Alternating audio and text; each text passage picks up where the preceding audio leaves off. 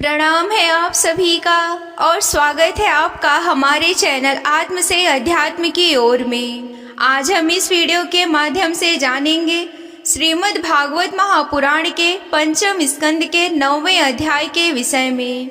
सतगुरु सतनाम आदि माता अलख निरंजन होवहु वांछित फल दुहक भंजन। ओम श्री गणसाय नमः।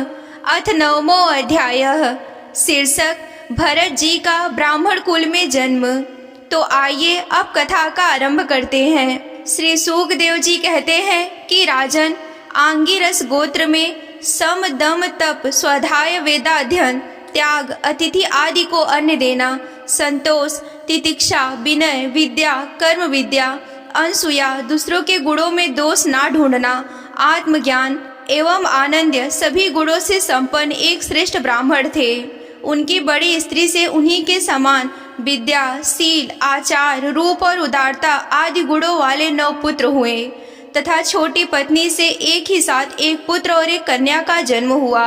इन दोनों में जो पुरुष था वह परम भागवत राज शिरोमणि भरत ही थे। वे मृग शरीर का परित्याग करके अंतिम जन्म में ब्राह्मण हुए थे, ऐसा महापुरुषों का कथन है। इस जन्म में भी भगवान की कृपा से अपनी पूर्व जन्म परंपरा का स्मरण रहने के कारण वे इस आशंका से कहीं फिर से कोई विघ्न उपस्थित ना हो जाए अपने स्वजनों के संग से बहुत ही डरते थे। हर समय जिनका श्रवण स्मरण गुण कीर्तन सब प्रकार के कर्म बंधन को काट देता है, श्री भगवान के उन युगल चरण कमलों को ही हृदय में धारण किए रहते तथा दूसरों की दृष्टि में अपने को पागल मूर्ख अंधे और बहरेपन के समान दिखाते। पिता का तो उनमें भी वैसा ही स्नेह था, इसीलिए ब्राह्मण देवता ने अपने पागल पुत्र के भी शास्त्र अनुसार समय वर्तन पर्यंत विवाह से पूर्व के सभी संस्कार करने के विचार से उनका उपनयन संस्कार किया। यद्यपि वे चाहते नहीं थे तो भी पिता का कर्तव्य है कि पुत्र को शिक्षा दे। इस शास्त्र विधि के अनुसार उन्होंने शौच आचमन आदि आवश्यक कर्मों की शिक्षा दी, किंतु भरत जी तो पिता के सामने ही उनके उपदेश के विरुद्ध आचरण करने लगते थे।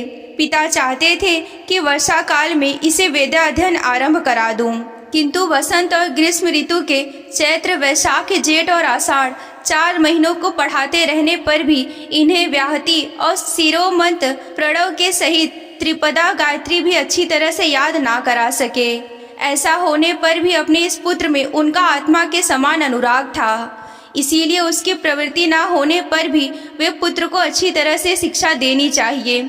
इस अनुचित आग्रह से उसे शौच वेदा अध्ययन व्रत नियम तथा गुरु और अग्नि के सेवा आदि ब्रह्मचर्य आश्रम के आवश्यक नियमों की शिक्षा देते ही रहे, किंतु अभी पुत्र को सुरक्षित देखने का उनका मनोरथ पूरा ना हो पाया था और स्वयं भी भगवत जन रूप अपने मुख्य कर्तव्य से असावधान रहकर केवल घर के धंधों में ही व्यस्त थे कि सदा सजग रहने वाले काल भगवान ने आक्रमण करके उनका अंत कर दिया।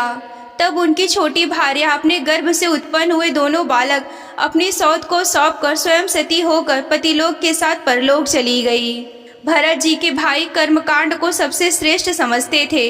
वे ब्रह्मा ज्ञान रूप परा विद्या से सर्वथा अनभिज्ञ थे, इसीलिए उन्हें भरत जी का प्रभाव भी ज्ञात ना था। वे उन्हें निरा मूर्ख समझते थे, अतः पिता के परलोक सिधारने पर उन्होंने उन्हें पढ़ाने लिखाने का आग्रह छोड़ दिया।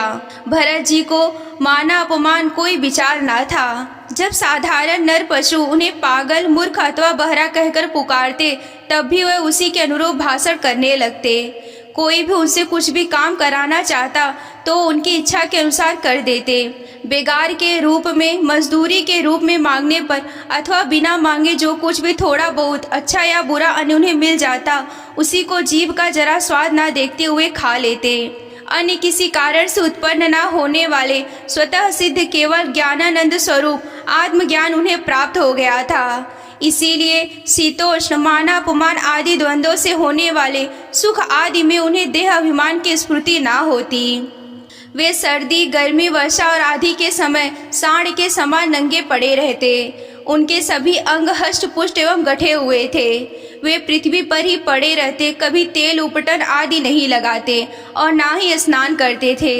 इससे उनके शरीर पर मैल जम गई थी। उनका ब्रह्म तेज धूलि से ढके हुए मूल्यवान मणि के समान छिप गया था।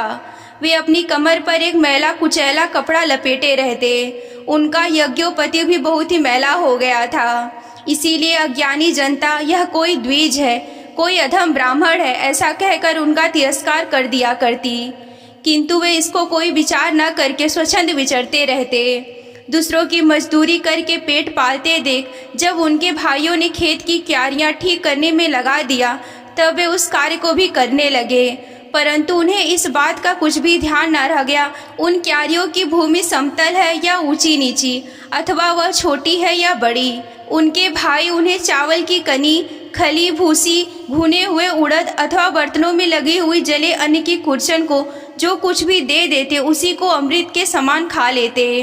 किसी समय डाकुओं के सरदार ने, जिसके सामंत शूद्र जाति के थे, पुत्र की कामना से भद्रकाली को मनुष्य के बलि देने का संकल्प किया। उसने जो पुरुष पशु बलि देने के लिए पकड़ मंगवाया था, वह दैवश उसके फंदे से निकलकर भाग गया। उसे ढूंढने के लिए उसके सेवक चारों ओर दौड़े, किंतु अंधेरी रात में आधी रात के समय कहीं भी उसका पता ना लगा। इसी समय दैव योग से अकस्मात उनकी दृष्टि इस अंगीरा रस गोत्रीय ब्राह्मण कुमार पर पड़ी, जो विरासन में बैठे हुए मृग, बराह आदि जीवों की खेतों की रखवाली कर रहे थे। उन्होंने देखा कि यह पशु तो बड़े अच्छे लक्षणों वाला है, इससे हमारे स्वामी का कार्य अवश्य ही सिद्ध हो जाएगा। यह सोचकर उनका मुख आनंद से खिल उठा और वे उन्हें रस्सियों से बांधकर चंडिका के मंदिर में ले आए। तदंतर उन चोरों ने अपनी पद्धति के अनुसार विधि पूर्वक उनको अभिषेक एवं स्नान कराकर कोरे वस्त्र पहनाए तथा नाना प्रकार के आभूषण, चंदन, माला, तिलक आदि से विभूषित कर अच्छी तरह से भोजन कराया।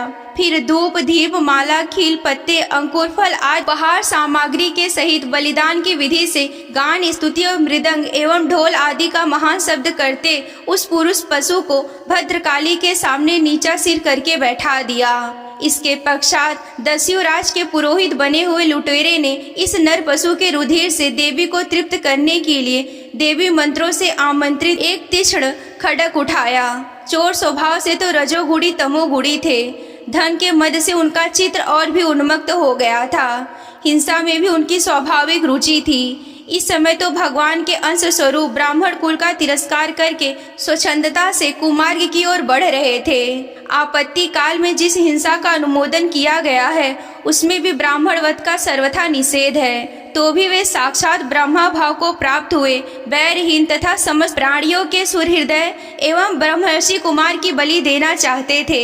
यह भयंकर कुकर्म देखकर देवी भद्रकाली के शरीर में अति दूषक ब्रह्मा तेज से दाह होने लगा और वे एकाएक मूर्ति को फोड़कर प्रकट हो गईं। अत्यंत असहनशीलता और क्रोध के कारण उनकी भौवें चढ़ी हुई थी तथा कराल दाढ़ों और चढ़ी हुई लाल आंखों के कारण उनका चेहरा बड़ा ही भयानक जान पड़ता था। उनके उस विकराल वेश को देखकर ऐसा मान पड़ता था कि मानो इस संसार का संहार ही कर डालेंगी। उन्होंने क्रोध से तड़क कर बड़ा भीषण अट्टहास किया और उछलकर उस आमंत्रित खड्ग से ही उन सारे पापियों के सिर उड़ा दिए और अपने गढ़ों सहित उनके गले से बहता हुआ गरम गरम रुधिर रूप आंसू पीकर अति उन्मत्त होकर ऊंचे स्वर से गाती और नाचती हुई उन सिरों की गेंद बनाकर खेलने लगी। सच है कि महापुरुषों के प्रति किया हुआ अत्याचार रूप अपराध इस प्रकार ज्यों का त्यों ही अपने ऊपर ही पड़ता है। परीक्षित, जिनकी देह अभिमान रूप सुदृढ़ हृदय ग्रंथि छूट गई है, वह समस्त प्राणियों के सुहृदय और आत्मा